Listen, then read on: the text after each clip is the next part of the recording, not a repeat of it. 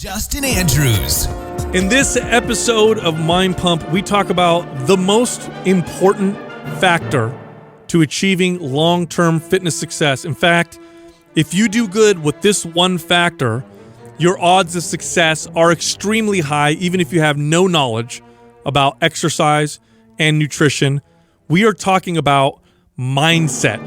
Your mindset is literally everything. Now, we learned this as personal trainers. After years and years of training clients, we can clearly see the divide between clients that achieve long-term healthy success and those that were sporadic with their success. So we talk about all the different factors that we've observed in our clients with the right kind of mindset. We talk about the driver of self-hate versus the driver of self-care. We talk about the difference between motivation and discipline. We talk about growth mindset versus fixed mindset. And then, of course, we talk about how to train your mindset because it just doesn't happen overnight. And, of course, it's all going to take time. It takes practice. You will stumble, but if you practice consistently, you'll do very, very well. Now, this episode is sponsored by one of our favorite sponsors, Legion. Legion makes excellent supplements for performance, muscle building, fat loss, and health. And right now, as of the dropping of this episode, Legion is doing a massive giveaway. They're giving away 2 supplement stacks, one to a male and one to a female winner. Here's what's in them, by the way. For the men, you get the pre-workout pulse, you get whey protein, you get recharge post-workout, you get digital copies of both of Mike Matthews' best-selling books, Bigger, Leaner, Stronger, and The Shredded Chef. You get 20 ready-made meal plans for cutting fat and gaining muscle. You get a multivitamin, and you get fish oil and a Phoenix, what's known as a Phoenix fat burner. For women, you get all of that, but you also get digital copies of the books Thinner, Leaner, Stronger, and The Shredded Chef. And, of course, you get the multivitamin designed for women's needs. Here's how you enter into this promotion. It's open until April 12th. Go to the Mind Pump Media Instagram page. So at Mind Pump Media Instagram page, find the Legion giveaway post, follow the instructions, and you can enter yourself into that contest. By the way, if you want to just go and buy some of their supplements, again, we think his supplements are excellent. His transparency and his labels are incredible. We know what goes into making his products. He doesn't give outlandish claims. He's very honest with how his supplements work and what they do and what they don't do. So if you just want to buy some stuff, go to buylegion.com. That's BUYLEGION.com/mindpump. Use the code mindpump at checkout. You'll get 20% off if it's your first order. If you're an existing customer, you'll receive double rewards points. Also, this month, 2 of our most popular programs, MAPS Prime and MAPS Prime Pro, are both 50% off. Now, they're both correctional exercise in nature. MAPS Prime has a self-assessment tool, helps you design your priming sessions before your workout. So you have your own movement patterns, you have your own posture deviations. How you prime your body needs to be individualized, and how you prime your body will dictate your range of motion, your muscle connection, and the results you get with whatever workout you're doing.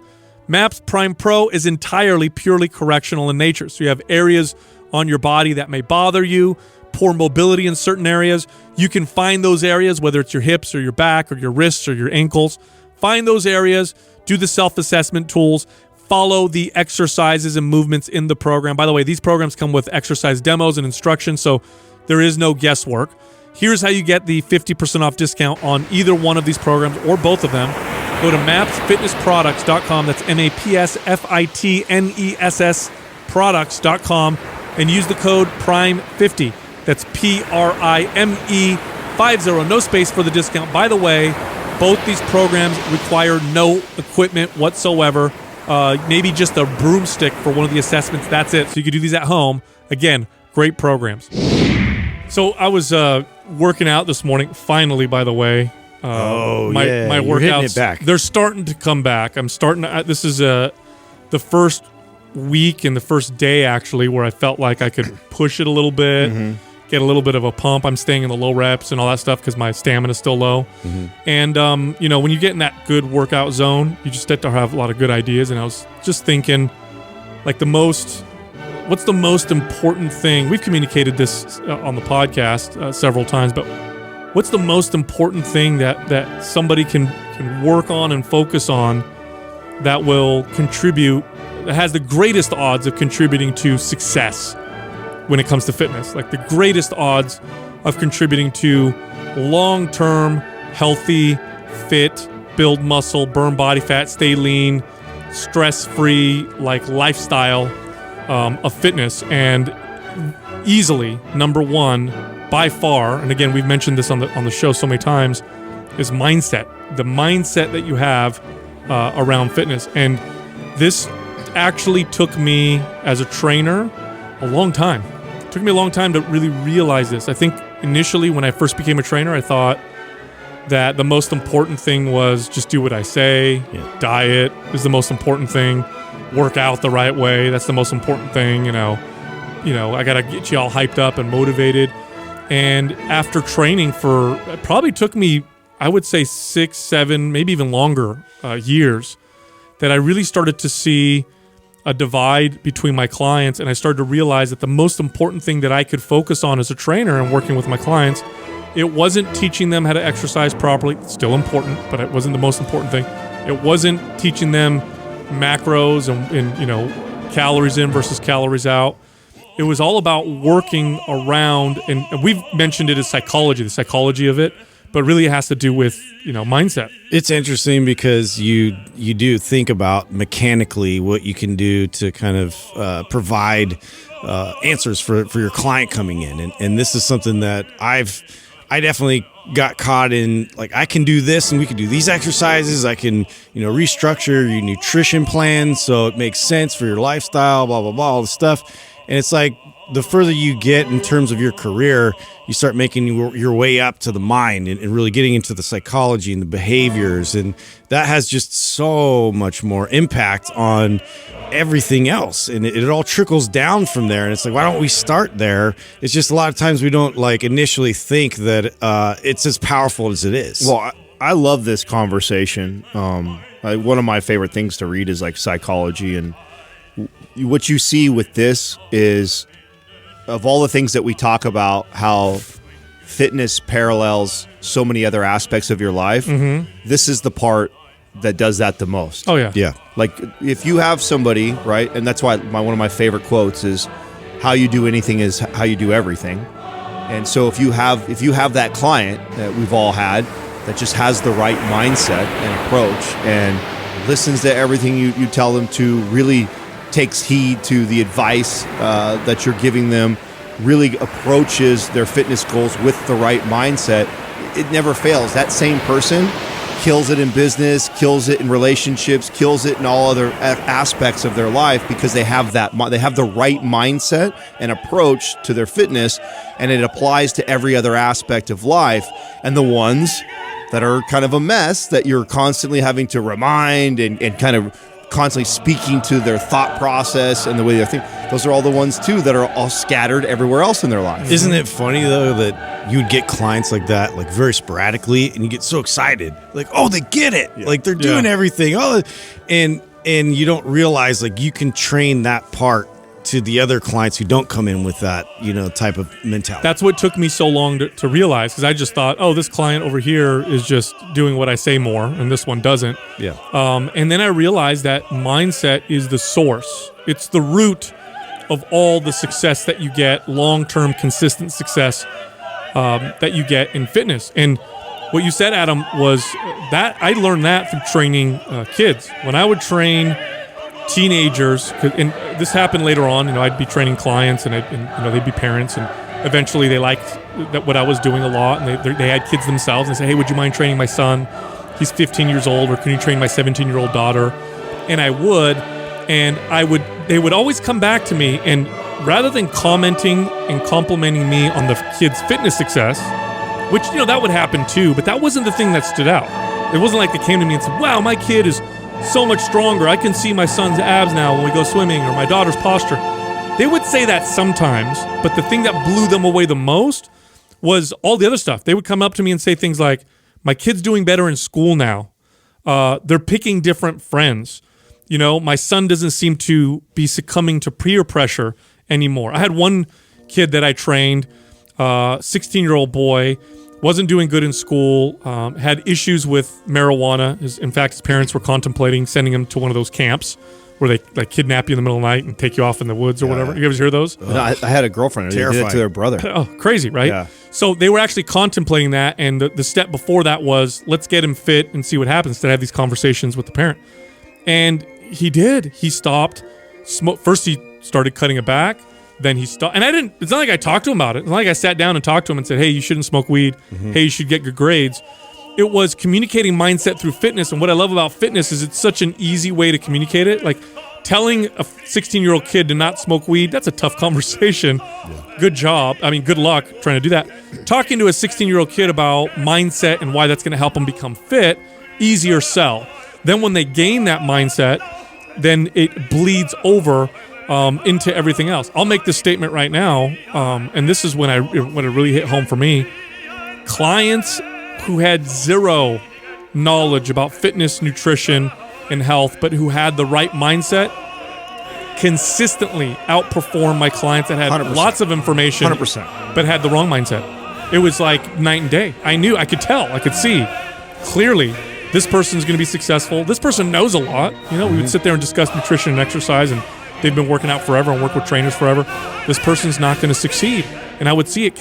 In fact, that's how I started hiring people as a manager later on. I stopped hiring people based off their experience and started hiring people based off of mindset. Right. Somebody has no experience with the right mindset succeeds almost every single. That's why it's so important. And you're right. Like I saw this with some of my younger clients. One of them being a student that was like trying to get back into school and had a really hard time studying and had a really low self-esteem. And this was like a mindset that he carried with him through basically everything. Like didn't, apply that towards relationships with girls and all these types of things. And it's just really interesting to watch like everything that transpired after this quest to self-improve. And it just started with the body and just trying to each and every day try to do something to improve the strength, improve the movement and all this, and then led to then being able to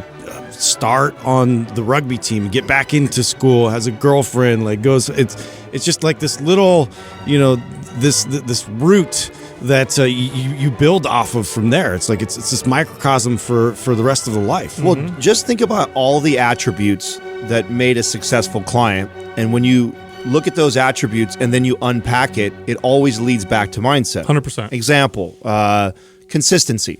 I think we would all agree that one of the most important things for a client to see incredible results, change physique, hit their goals, is just pure consistency. Now, is that client the one that's super consistent? Are they seeing more results than the other client that's struggling with that? No, they're not seeing any more. If both have got 12 days of consistency down, is one necessarily seeing more results than the other one? No, it's just that the one that has the right attitude and understands like, hey, this is going to be a process. It might take me a little longer to do this. My coach or my trainer is telling me I got to be consistent with it. I'm gonna stick to the plan. I'm gonna stay consistent, and because of that, and it's the mindset that's allowing them to do that. And you can go through every other part of training consistency. The ones that everybody ends up slipping up on that diet. Nobody runs it. No one is perfect. Unless I'm training a competitor that is, paying for their food to be monitored for them. But average people that are trying to get in shape, everybody has pitfalls or setbacks. Totally. But it's the ones that beat themselves up over it and then spiral out of control from that. And then those are the ones that don't have the success. The ones that look at it and go like, oh, it was a hiccup. Tomorrow I'm back on. I'm good. Mm-hmm. Right. That have that attitude. Again, when you unpack that, that's their mindset that they can apply to that. Totally. So one of the biggest, easiest ways to communicate this is through the initial drive or the impetus for working out. I went through this change myself. What I'm about to talk about, I not only saw in my clients, and this is something that if you've been training people for a very, very long time, you learn this first through your clients, then you apply it to yourself later on. I've said this many times. Trainers tend to train their clients and tend to be far more aware of how to get their clients to their goals than they are with themselves. And I experienced this again myself. Now, my initial impetus, what really got me to start working out, if I really boil it down to the root, was I hated my body. I didn't like it. I was really skinny. I was a skinny kid. Insecurities. Insecure. I heard all the comments, bony and, you stick legs and, whatever, Skeletor. This is back when He-Man was around or whatever. Skeletor. That's a good one. And it got to the point where if you just said the word skinny, it was like, like an ice pick, in my gut. Like I hated it. So that was my initial impetus for working out. Now, self-hate can be a very powerful motivator. Definitely can. But that road leads to failure, because what it leads to and what it led me through were workout methods that were too intense, workout methods that served more as punishment than they were as things that would help me. It was more about punishing my body, hating my shoulders, killing my shoulders, hating my chest, destroying it, like just not liking my body. It led to feeding myself through motivation of self-disgust. You're so skinny, force feed. You're so skinny, take these supplements. Don't give a shit about which one's healthy, which one's not healthy. I don't care. I just hate myself. It drove me to make a lot of bad decisions. Now, in extreme cases, the way that self-hate looks in some people is anabolic steroids for men, plastic surgery for women. And the problem with self-hate is it never, ever ends. It never ends. It never gets satisfied. No, we all know the guy that takes tons of gear, force feeds himself. He's 240 pounds. He's jacked. He hates it. He hates the way he looks. Still too skinny. I need more. I'm going to push or the other person who plastic surgery after procedure, and it's never enough. That road is a road to failure. And I saw it with my clients, and I definitely saw it with myself. Well, I want to make it clear, though, that it's not as obvious as it sounds like the way you're presenting it right now, though. Like, it doesn't present itself as like, I know you didn't do this, and I know I didn't do this. I wasn't like, oh, I hate myself. Yeah. I was a positive person. I was confident, too. It's insidious, isn't it? Exactly. It's such a deep-rooted insecurity that it really motivates the behaviors.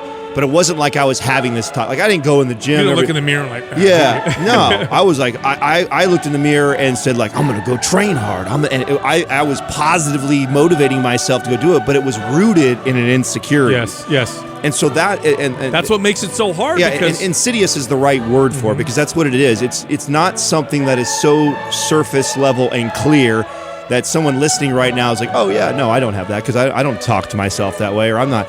No, you have to really unpack your behaviors and go like, why am I doing those things? Now, here's why it's so insidious, because a lot of the behaviors that come out of that can be looked at as positive. Positive. What do you mean? I'm working out. What do you mean? I'm just eating healthy.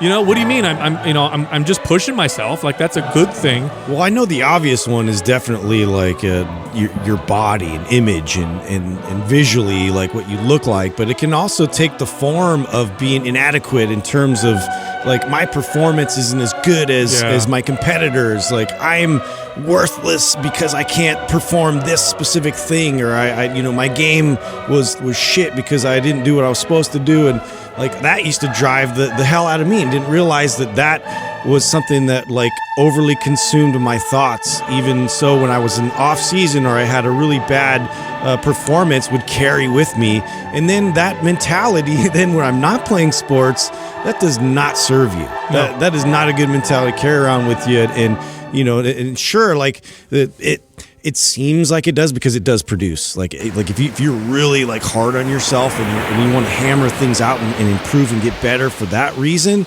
you can get so far. But when you make a mistake, it really sets you back. It does, and think about it this way. It's like, and by the way, self-flagellation and self-punishment can actually feel good when it's rooted in hate, because you get this feeling of satisfaction. I'll give you an example. Conquering yourself. Yeah, I'll give you an example. It's like, you're maybe this happened to you, right? You binged. You ate a burrito, a bunch of tortilla chips and cookies and stuff, and you're like, after you're done, right? After you're done with the mindless eating, you start to feel shame and disgusted, and you're like, you know what? Tomorrow, I'm gonna go to the gym and I'm gonna fuck shit up. I'm gonna go on the treadmill and then you do. You go to the gym and you beat yourself up so hard you almost throw up, and you're super, super sore. Now you feel satisfied because now you beat down that shame. That leads to destruction. And in using myself as an example, this happened this was in my late 20s, early 30s. This was after I'd already been working out for 15 years and after I'd already been training people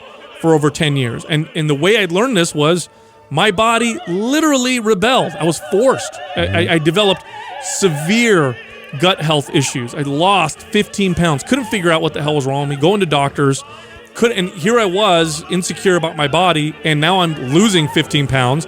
I thought I knew everything of diet and exercise, and I had to force myself to stop caring about the way I looked. I had to say to myself, I don't care how I look. I just want to get healthy. I'm over this. And then I focused on health, and what that led me to was I need to work out to take care of myself. My body needs to be taken care of. I need to eat in a way that takes care because it's obviously not healthy. After a year of that, I healed my body, and I had this huge realization. I'll never forget what one of the strategies I had leading into this was I stopped paying attention to my image, my reflection in the mirror. I just didn't look at myself. And by the way, this is not that uncommon. I've trained many, many people who really obese or whatever, and they tell me I don't look in the mirror. I don't really pay attention to how I look. I don't take my clothes off and stare at myself. I avoid that. Well, I did that. At the end of that year, I was at a friend's house. We were, going swimming, and I went to the bathroom, and I caught a glimpse of my body off of the reflection of another mirror. So it wasn't something I could avoid. I just saw it. And for the first time, I looked at myself, and I realized something that blew me away. I looked better than I did before when I was just beating the shit out of myself. And that's when I realized, holy cow, motivating myself through self-care not only feels better emotionally, it actually produces better results because you're more likely to make the right decision. Somebody who goes to the gym motivated by self-hate, and let's say you go to the gym and your hips are sore, your knees hurt.